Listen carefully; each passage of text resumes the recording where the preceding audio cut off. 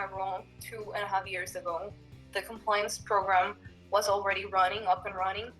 I must say that I think we have augmented it in many ways. I'll explain and get onto that later on.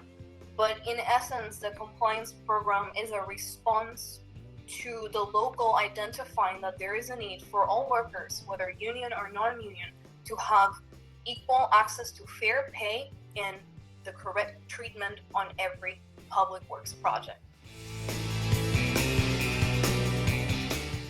So as far as the mission, we want to situate all workers, whether union and non-union, at the same spot, which is no one infringing their rights. But we have certain duties that are more specific when it comes to our members, meaning we have collective bargaining agreements to enforce and prevent any issues on the projects where our signatory contractors are performing. We have apprentices and we have members. We try to maintain a good relationship between all the parties and foster a positive business relationship. As far as non-union workers, that will take our field representatives to visit public work contracts, which can be subject to federal prevailing wage law or state law, Maryland, and the DC wage theft law. There we visit, we send our field representatives, they visit, they talk to the workers, they make sure they gain the trust, and just potentially identify any wage violations, wage theft, misclassification, underclassification, OSHA violations to their safety and the apparel that they need to wear, overtime issues.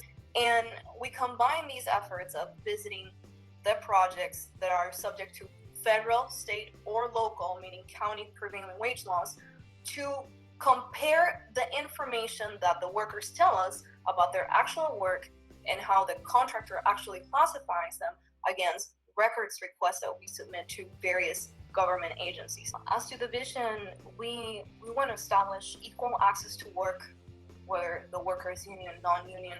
We want to establish fair pay, everyone. And we also want to eradicate the fear of retaliation. The most important office is the U.S. Department of Labor. This is the federal framework. They ensure compliance with Davis-Bacon Act. At the same time, once we visit a project where there's a possible wage violation, we send our field representatives, they talk to the other workers, we gather and we document the information. Then we utilize the Freedom of Information Act, which there's been many instances where this exercise has shed a lot of light of misclassification, wage theft, overtime, and retaliation. So it's a combination. That's as far as the federal level. We also sometimes report any OSHA violations with the OSHA office. And we also make sure that there's compliance with apprenticeship standards and that all apprentices are registered. We also make sure that the contractors report the payrolls on a weekly basis. That's another requirement under the law. And whether there's an overall atmosphere of fear of retaliation, because when that exists, there is a past history, and we need to also alert the U.S. Department of Labor of these situations.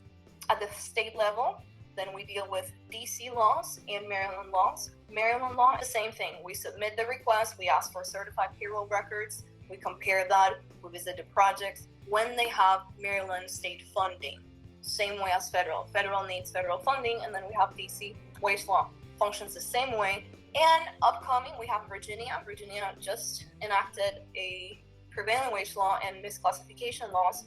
Compliance will start around July or August for that, so we're definitely looking forward to that. In conjunction to all of this, we prepare information and literature that is meant to raise awareness within the public and also the workers about what are their rights on these projects, because a lot of these workers also, they don't even know their rights. And no, the contractor doesn't even tell them. So there needs to be someone that, gathers all this information, visits, explains to them, and avails themselves as a recourse, because no one does this for them.